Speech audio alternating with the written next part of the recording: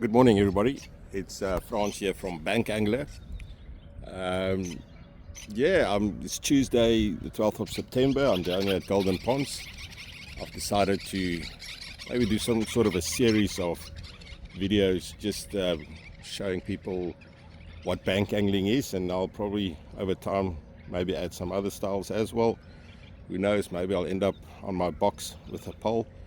But in any case, for now, it's Golden Ponds. Now we're fishing the sort of so-called big pond today. I haven't fished this pond for, I almost want to say years. We always fish our match pond, and the reason for that is I basically fish once a month at Golden Ponds, and that's when we have our club matches, and we always have it on that pond.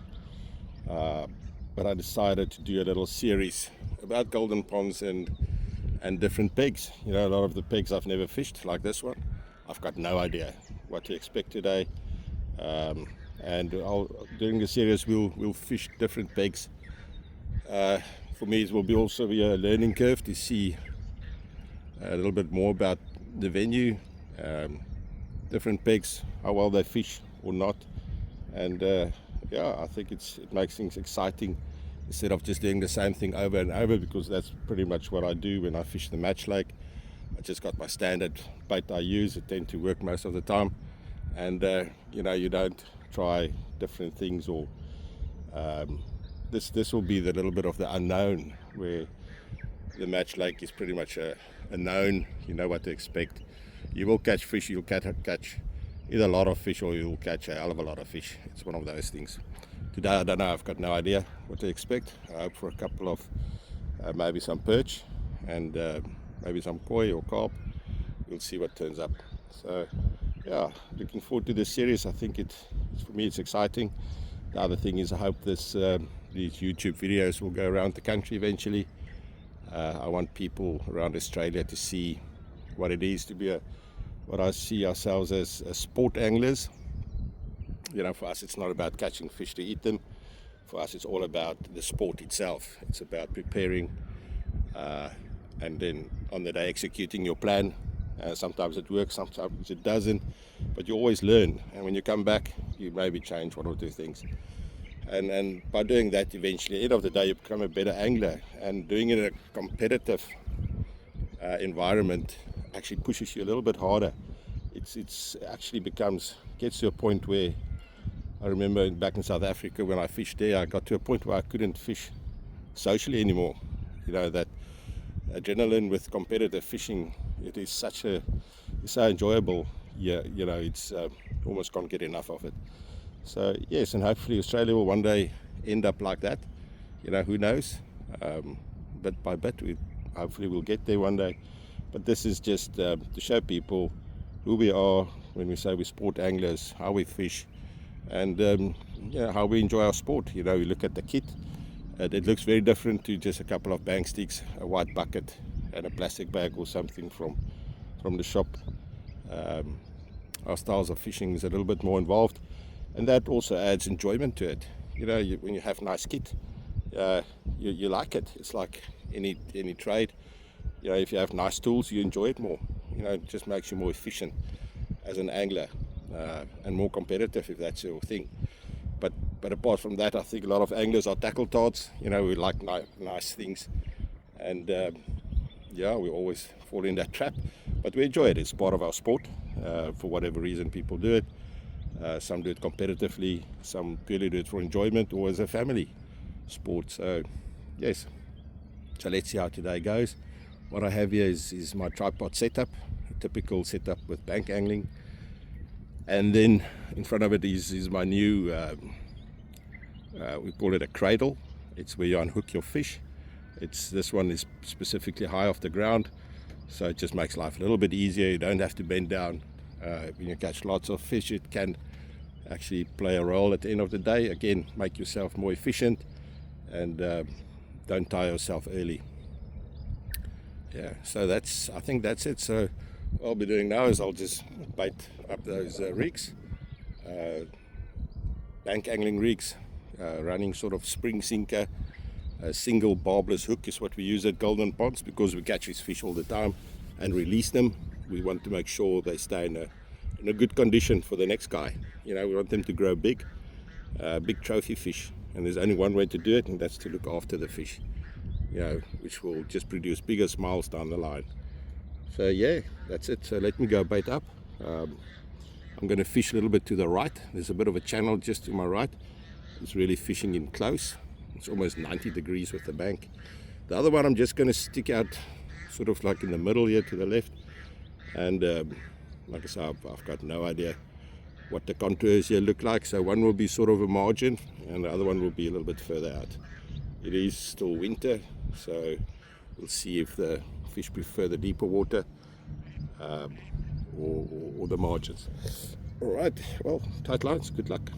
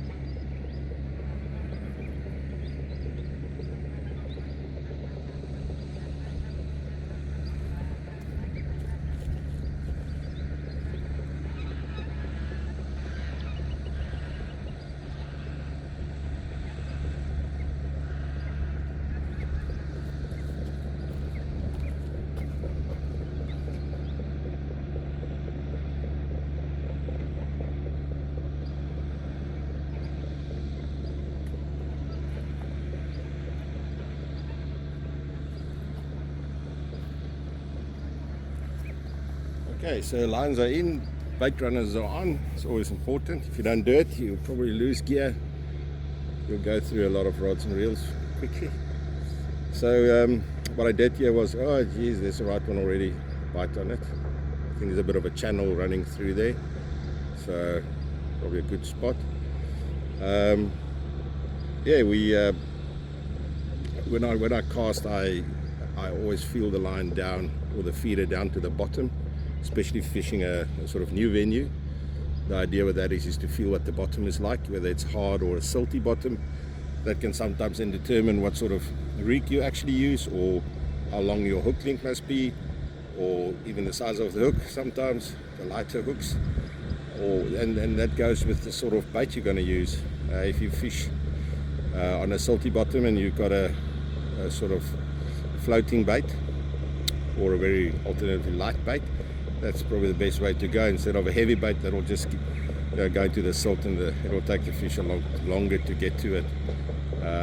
That sometimes also, when you have a bit of a silty bottom to deal with, if you don't have any alternative to find something harder, then also keep in mind, the feed you use. If you're going to put out a lot of feed there, fine particles, what they're going to do is the fish will probably just dig around the whole day. You'll see lots of bubbles on your peg, and you think just any moment the reel's going to go, but often it's not the case.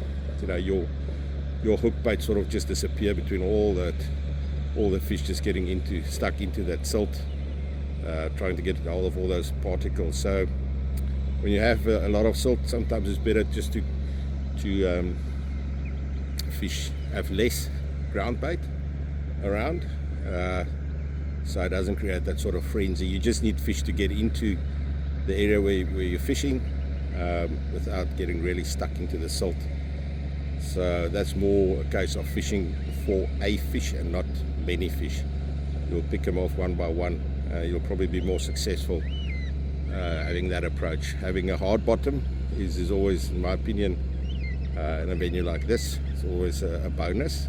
It just makes presentation a bit better, and sometimes obviously you'll be catching a lot more fish. That's just general advice, because there are a lot of anglers who love silt, they love fishing in there.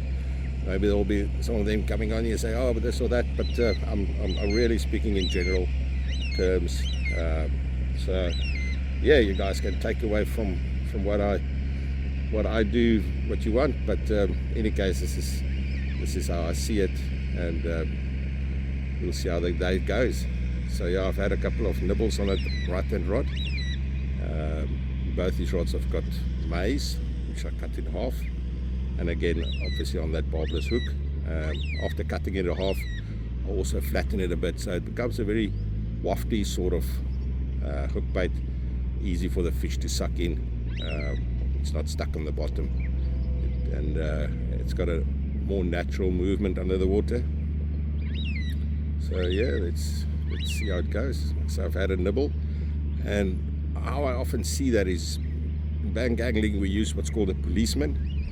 It's a sort of like a cork type bite indicator that slides on the line, and that often gives you indication of what's going on. So in a day where you're not catching a lot of fish, that indicator, if the one hops around a bit more than the other, then there's something you did on that rod is maybe heading you in the right direction, as opposed to the other rod where nothing happens. Well, the next time I cast, maybe I'll focus more on what I did on that rod where I had a bit of action on both rods, and then you start to fine-tune it from there onwards. Again, bank angling is a very flavor orientated style of fishing. A lot of, I would say, the world caught onto it after South Africa won I think 3 or 4 world championships, carp world championships in a row. South Africans we've always known, or people know as, for fishing mooties. That's what we call our flavors, mooties, intensively.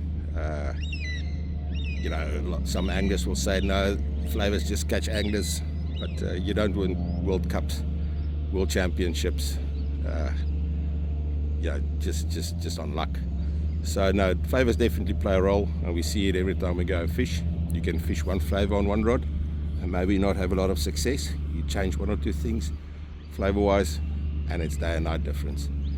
But then again, everything else must be right. You have to have sort of the right hook length, hook, your presentation and stuff. All those sort of things must still be at least some sort of standard.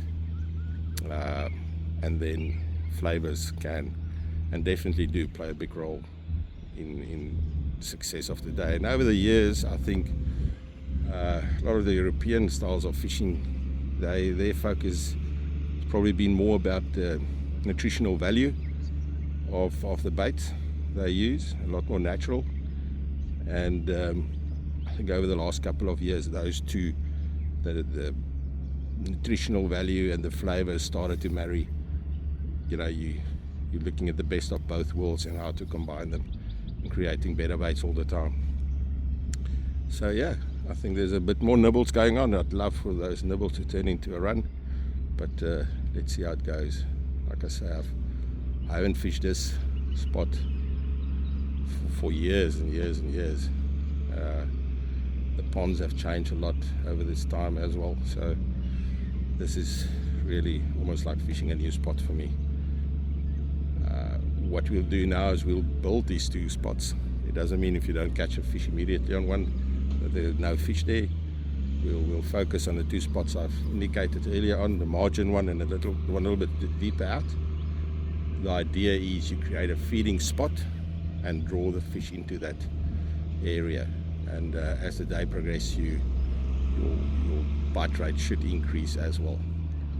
So yeah, patience, that's also another thing you have to learn with fishing.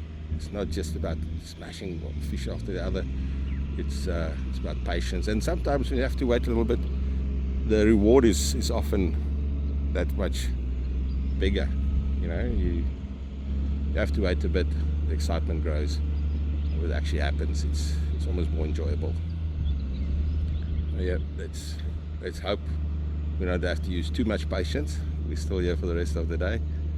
Hopefully it won't be long.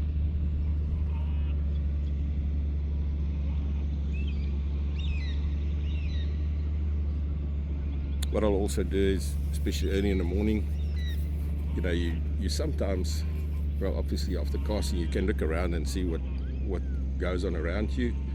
If you see action in some other spots, you can either put one rod there or put some bait out there to sort of start a new spot. So when you decide to move there, at least you've got some ground bait there, keeping the fish in that area. But for now, I think we've had our first cast, and I think in a match lake, which I normally fish in, we would have had a couple of fish by now, no problem. Probably on both rods. But this is something different, something new, and I actually enjoy it for a change. Fishing, it's a bit of a challenge. You have to think for a change, and I enjoy it. So that nibble I'm getting on that far rod, there's a reason why I'm just getting nibbles. So I'll have to think, why is that? They're just feeding on my ground bait, not interested in my hook bait. Should I maybe change that to from a piece of maize to a floaty? Floaty's it's a small little floating hook bait. I just lift it up a bit, so it changes the presentation, and sometimes doing one small little thing like that can result in can be the difference between catching and not. So I'll keep an eye on that, and then maybe I'll make a change. Just on our clubs, we currently have the club here in Western Australia and Victoria. I'm always trying to get more clubs off the ground. I think the more of us there are, the louder our voice will be over time. To expose more people to our style of fishing and show the enjoyment. Oh, I think that left rod, the indicator just dropped in the water. Just want to tighten that line a bit.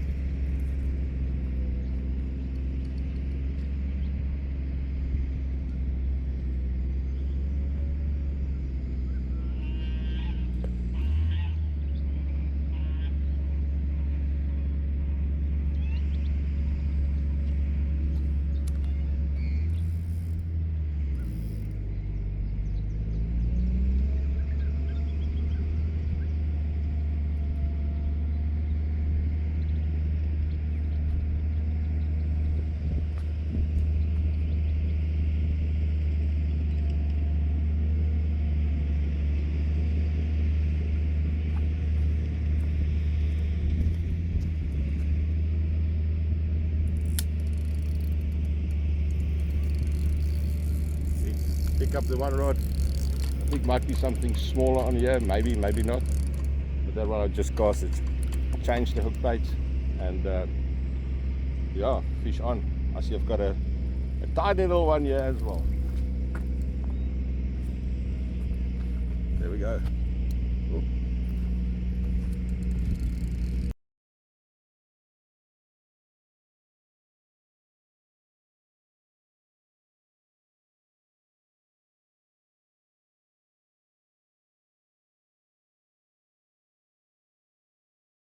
These perch are very spiky. You'll see I'll handle them with my towel. On their gills is like blades, and they're very spiky. So either gloves or a towel when you handle these bad boys. Yeah.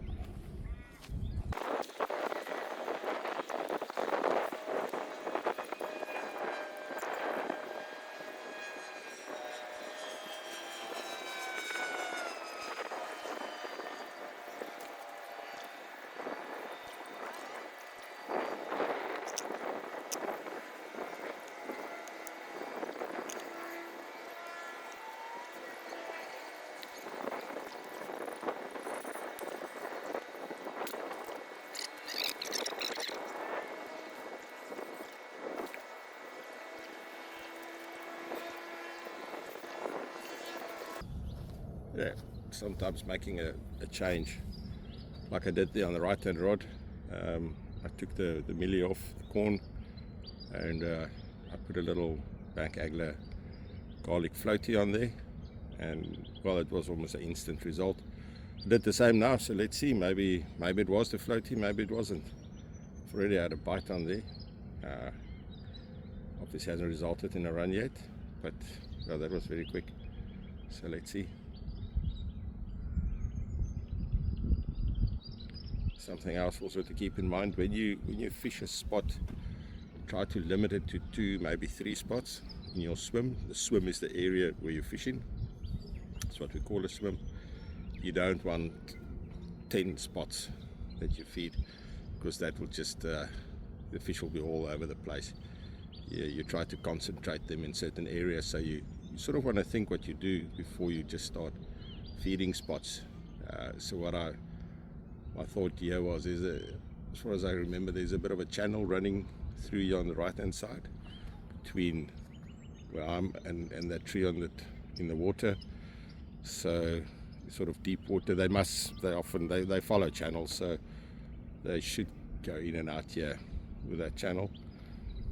And if they're not moving around, then fishing in the open water is maybe where they're hanging around.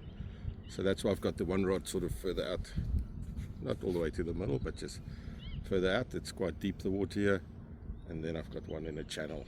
So I cover 2 different sort of areas.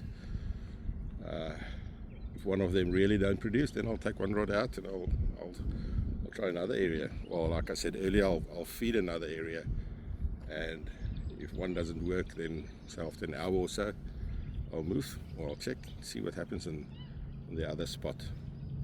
Just something else, I'm not exactly sure if this fishing is an actual peg number.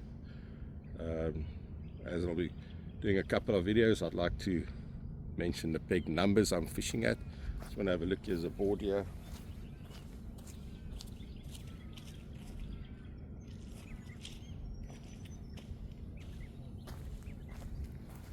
See, it says 28. That's just to my left. I'm not sure if there's one, if this is maybe another peg I'm standing on. See.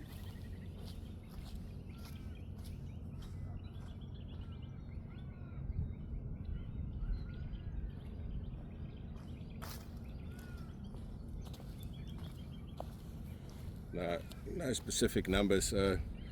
Well, let's call it 28 then. That's our peg for the day. 2 little fish, both perch. There's some proper big carp in here. I think, well, you hear all the stories.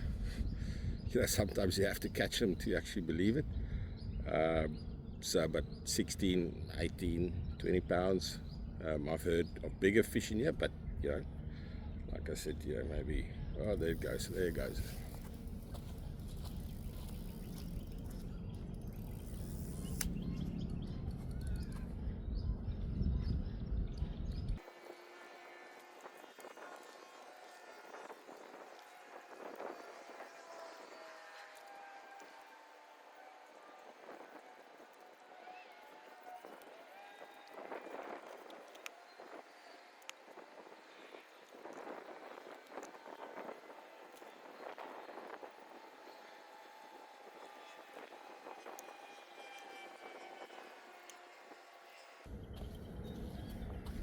Something else that's important. Um, you see, after I cast, I leave the bail arm open on the reel, and I walk back to my stand. The idea with that is the line comes off the spool freely, because in this style of fishing, feeder fishing, where you fish on the bottom, the last thing you want to do after casting is to move your rig on the bottom. There are little twigs and sticks and debris on the bottom. If you move that feeder, you can very easily drag your hook bait into the mud, or cover it, or compromise it in some way. So that's one of the golden rules when you do this style of fishing is, once you cast it out, make sure that you don't move that feeder at all. It will make a big difference in your fishing. Obviously, and then end of the day, you have more results and you have a more enjoyable day. So the small little things can make a very big difference, and that's one of them. With this last fish I caught, the hook went obviously in his mouth, but it came out straight out the gills and hooked into the landing net. The way my rig is set up, I've got a what's it called, a quick change swivel that the hook link connects to, and all I did there was I just unhooked the hook link, easily pulled out the hook link from the fish's, well, through the gills, easy to let it go, and I've just put a new hook link on there. Easy. So that's just another thing, when your rigs are set up nicely, it just makes things easier. So whether it's your kit or your terminal tackle or your rigs, if you put a bit of thought into it, then it makes your day just more enjoyable.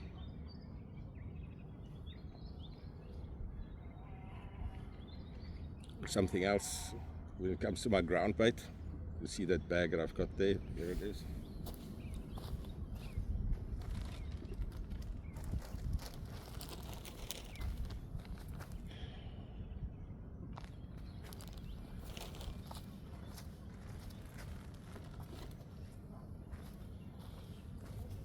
I've been asked a couple of times, mate, why don't you get nice flashy packaging and all those sort of things for your ground bait? Well, for me, it's more important what's in the bag than what it looks on the outside. My intention is never to catch anglers. My goal is really just to make sure they have a good day when they're out fishing.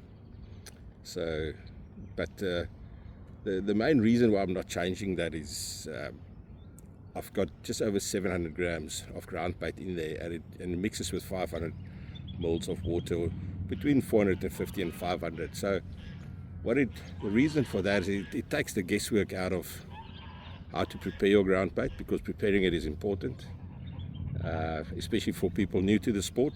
It makes it easy, because if they just buy a bag of ground bait, they don't know what to do with it. They prepare it, but they do it wrong. Then the results, it will reflect in their results as well. It won't be enjoyable their day, and who knows, that reflects on how they experience fishing. So this again is to make life easy for the angler. You've got your bag. What I do is I've got a 500 ml measuring cup. I empty one of these small cans of corn in there, and then I fill it up to about 450-500 mils of liquid. I add that to the bag. I zip it up with as much air in there as possible, close it, and then give it a good mix. Shake it around for a while. So there's a lot of air going in between the ground bait when it mixes. It's nice and fluffy. It's just so easy, again, to prepare it.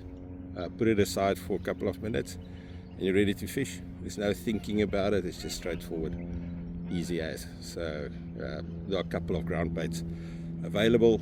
Some are yellow, some are plain, some are red. Reason for that is different venues, different. When the water is muddy, often red works better. There goes the right one. Okay, well, let's catch a fish.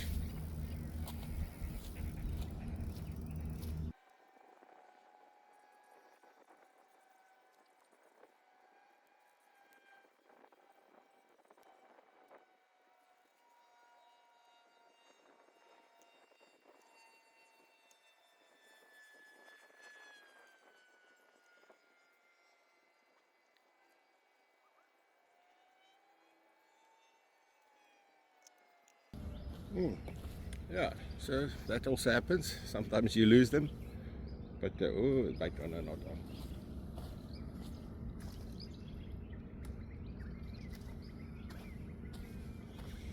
Sometimes you lose them, and that's also part of it. Uh, it happens. It's always the bigger one that comes off. That was by no means a monster, but I think it was a little bigger than these others that I've caught. But yeah, we're hoping for something much, much bigger, and hopefully that one won't fall off as well. So just back on the ground bait. Yeah, different styles of ground bait. I'll be putting out some more finer ground bait soon. You know, ground bait plays a massive role in fishing.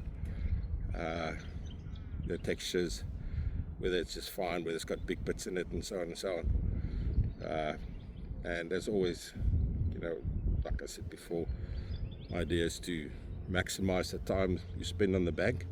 So a lot of thought goes into these ground baits that we produce. So yeah, red for muddy waters. These are just generally speaking. Yeah, if you sit there and you've got three colors, you don't know what to do, have a look at the water. If it's really muddy, then maybe start with red. What I often do is I'll maybe start with just plain, and then I'll use some of those Mooties flavors with a red color, and I'll put that on. If I see the red produce more fish, then I'll probably introduce red into my ground bait, or just make a whole bag of red ground bait, because then it's obvious that they like the color.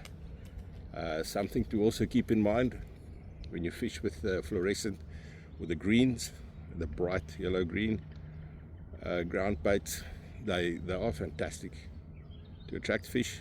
You catch a lot of fish with it sometimes. You know, that's general rule. It gets them going. But the downside of it sometimes is you don't get the bigger fish. You'll probably end up catching more fish, but not necessarily the big ones. Doesn't mean you won't catch them. It just it tends to catch more of the small to medium sized fish. So keep that in mind. If you're fishing and you're catching a lot, and maybe not getting those bigger ones, then that's maybe part of what contributes to that. So these are the sort of things you pick up over years, and the sort of things I share. These are all just my own personal experiences, which I base my thought process on when I fish. All anglers got their own ideas of how and when and what to use. This is just me, and that's why I share it with you guys. If it helps, fantastic. If it doesn't, please let me know. So yeah.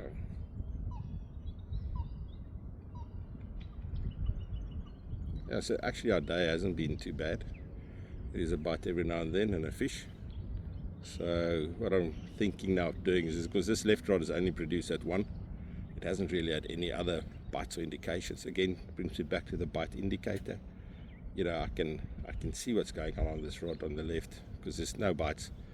If I didn't have that bite indicator, I'll wonder if something's going on. If you have that bite indicator, you actually know, you can see, it's visible. It's like watching a float. You can see what's going on that rod. So it's very quiet. Maybe it's just a spot which is a bit further out.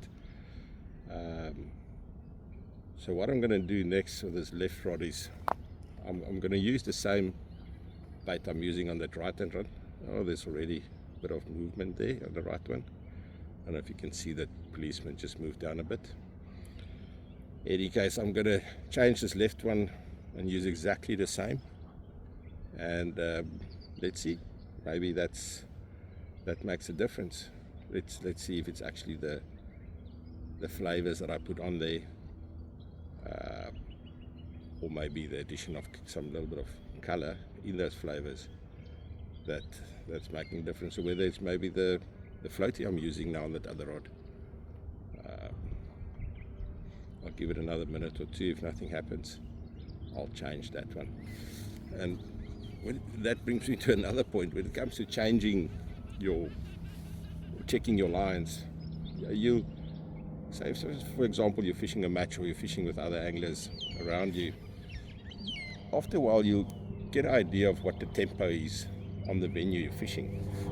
If there are other anglers who catch fish every 5 minutes, then there's no point you waiting 20 minutes. It means the fish are feeding. It's obvious they are feeding.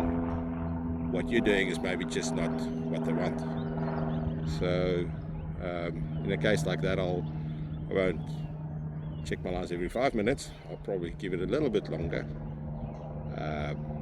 trying different approaches, whether it's rig or flavor or color. So yeah, and still with the eye. If you see the guys fishing out further than you or is fishing in closer, all those sort of things tells a story. You know, if you ignore it, well, it's at your own peril. Take note of these things. When you know your venue, you also know, you know, when you're fishing close, like I have you on the right hand side, there's very deep water there. But 10 meters to my left, if I fish that far out, it's very shallow. So keep those sort of things also in mind when you look at the distance other guys are fishing at. Yeah, so fishing is not just cast your line out and sit there on your chair, hope for the best. There are always things you can do or change or think about. You know, when I get home at night, I'm always tired. My wife says, you just went fishing. So yeah, but yeah, it's almost hard work. You don't realize it because you're always constantly thinking. You're focused. Yeah, it's you're on your feet most of the time as well, so it can be a bit of exercise to some extent. But yeah, the idea is when the fish are not biting, think of different things you can do. Have a formula what you work by. You know, don't just do things for the sake of doing it. Think of what you're doing and why you're doing it, and then by doing that you eliminate certain things as you work towards maybe the bait that will work on the day.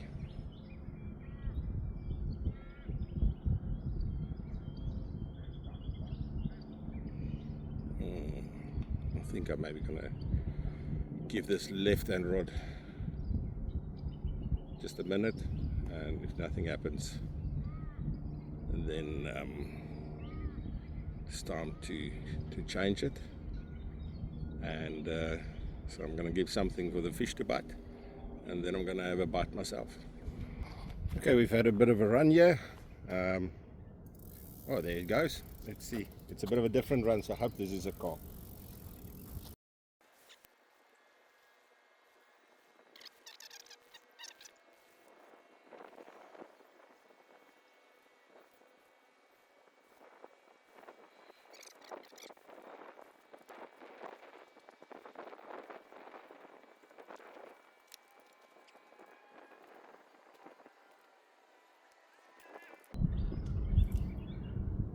There we go.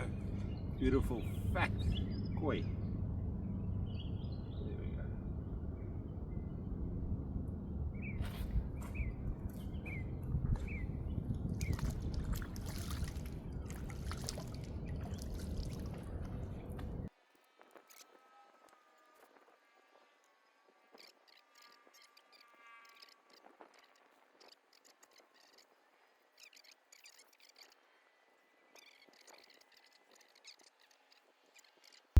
Okay, so flavors. Yeah, I mean, there's just endless varieties and mixes and concoctions and so many different ones, and they all play their role, and you can really fine-tune them. Like I say, the consistency plays a role. Some are thick, some are just very watery almost, and people do that for a reason. The one will obviously disperse a lot quicker than the other one, and that's pretty much the main reason for that. Sometimes strong flavors, they want them to disperse quicker, and then what stays behind is maybe a thicker sweet flavor.